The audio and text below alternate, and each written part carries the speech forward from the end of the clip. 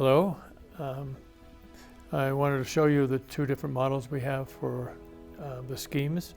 We've narrowed down to two schemes, Scheme 2 and Scheme 3.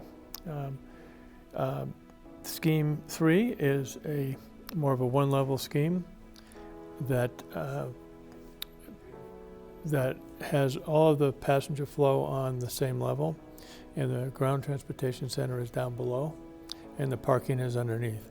So you would, the person coming here and parking would park below, come up through vertical circulation, go on through security. Well, they first go to ticketing, then on through security, and out to the gates in the hold rooms.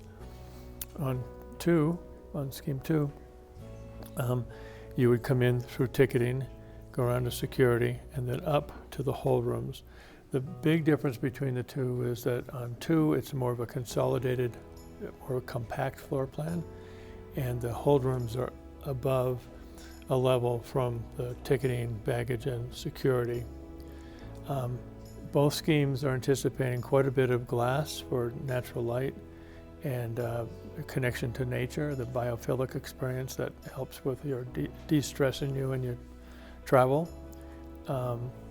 The other principal difference between the two is the circulation pattern around in front of the terminal. On Scheme 2, obviously you come across from the ABC or from Highway 82, coming up valley, down valley. You come in and we have a loop coming around that gives you enough time to make a decision. Are you going to parking, or are you in a passenger vehicle and you're going to come here for drop-off? Or you're going to continue, if you're in a shuttle, you would come this way and work your way around to the shuttle pick-up and drop-off. Passenger vehicle pick-up and drop-off is here, and you'd enter the building here or here to a sort of a great hall that would have a sort of a two-story experience. And the security and baggage both have a lower ceiling. So from the hold room level, we have some terraces, and we could have additional terraces out on the roofs of these spaces. So there'd be quite a bit of connection to outside landscape and outdoor art as well. Also, the hold room being above, we have natural light coming in from all sides. And in both schemes, we've got the hold rooms turned towards the views and towards the sun. So it's a better experience and more solar control in both of them. That's one that they both have in common. They both have exactly the same programmatic elements. So they each have, the requisite requirements of ticketing, security, and then baggage for departure. And each one of them is showing the hold room set 3'6" above the apron, because that's the lowest point that you could have for the hold room floor to be able to access a future jet bridge. And then it's also low enough that you could still ground load by coming out and going down steps or a ramp.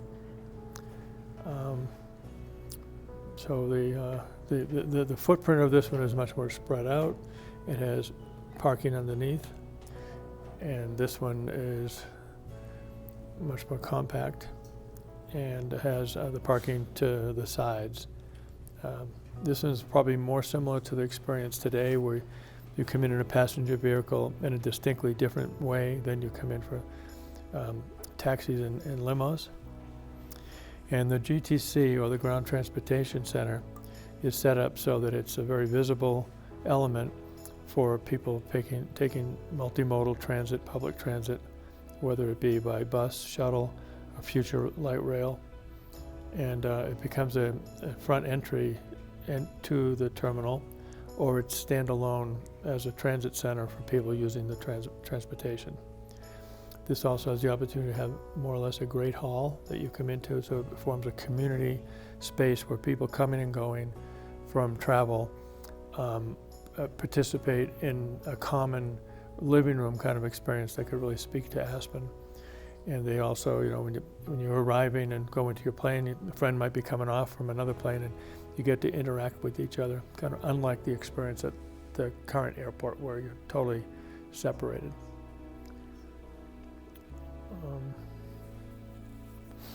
The circulation for vehicles on this one is much the same until you get to this point. You either access your garage or you continue on, and the passenger vehicles and shuttles both access here. And it's more of a traditional extended curb to drop off and pick up people from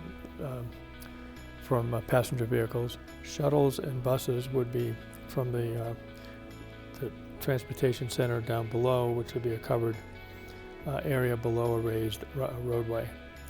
So sort of a lower level experience here, and we'll try to bring natural light in from the vertical circulation points.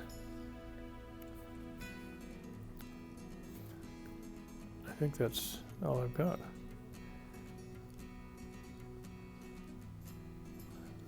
I think. Well, thank you for paying attention. One thing that we also are trying to do with both of them is have quite a bit of natural landscape, natural light, and access to biophilia, which helps de-stress. And we have the ability to have terraces, gardens, roof terraces. And as we explore the next level of design, we're going to seek to make this experience be as connected to nature and view as possible. And we hope you'll all get to enjoy it at some point in the future.